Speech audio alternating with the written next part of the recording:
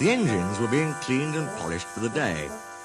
Bert, who was going out first, had a tall chimney in his funnel to draw up his fire. "We've got visitors today," said his driver. Rex yawned. "We have 'em every day," grunted Mike. "But these are special," said the driver. "One takes moving pictures, and the other writes books. So mind you all behave."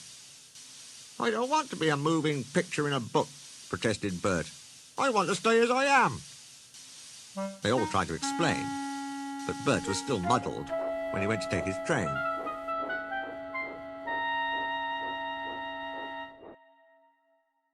The visitors were clergymen, one fat, the other thin. They arrived in a little car. Both had cameras. They shook hands with Bert's driver. "A small controller," he told them. "Says you can ride with me in Bert's tender if you like." "Thank you," they said. "May we come later, please? Just now the sun is shining so nicely that we want to take photographs." Then they asked Bert his name and told him how smart he looked. These visitors, he thought, do at least know how to speak to engines. He puffed away feeling happier.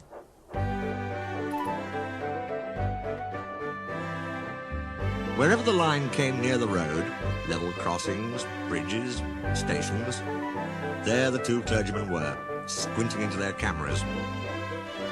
Bert found this rather upsetting. "They might wave at an engine," he complained. "I can't wave and get good pictures," said his driver. But Bert didn't understand. He thought they were being unfriendly. Beep, beep. The little car shot past them once more, but Bert made no reply. "They'll be at the lane next." The lane is a side road. It runs for a short distance alongside the railway. There is no fence. It had rained hard in the night. There were puddles in the lane. The thin clergyman sat in the car. The fat one waited with his camera. He took his pictures, jumped in, and off they went, racing the train to the lane's end. Unluckily, just as they passed Bert, they went through a puddle.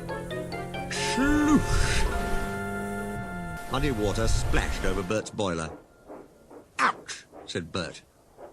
But the clergymen didn't know. They were ahead and out of the car. Smiling, they waited for Bert to catch up. Bert wasn't smiling. "I did it on purpose," he snorted crossly. "They splashed me! They splashed me!" Bert hissed, rolling into the last station. "Pictures indeed," he grumbled, running round his train. "I'm a nice picture, covered in mud." He sizzled crossly when the fat clergyman sat in his tender for the journey back. "Driver oughtn't to allow him, after what he's done." Suddenly he stopped sizzling and let off steam. Whoosh! "I know," he thought, "how to pay the fat one out. It's a lovely plan. I only wish the thin one was there too," he said. But he said it to himself. Bert ran nicely till they reached the woods. The line climbs steeply here. Bert usually rushes the hill. This time, he deliberately dawdled. "Come on," said his driver, giving him full steam. This was just what Bert wanted. "Tit for tat, tit for tat," he shouted, storming up the slope. Rain-soaked branches met close overhead. Bert's blast, shooting straight up, shook them wildly. Showers of water fell on clergyman and driver. Their soaking did not stop till they had topped the rise, and steam could be reduced for the downward run.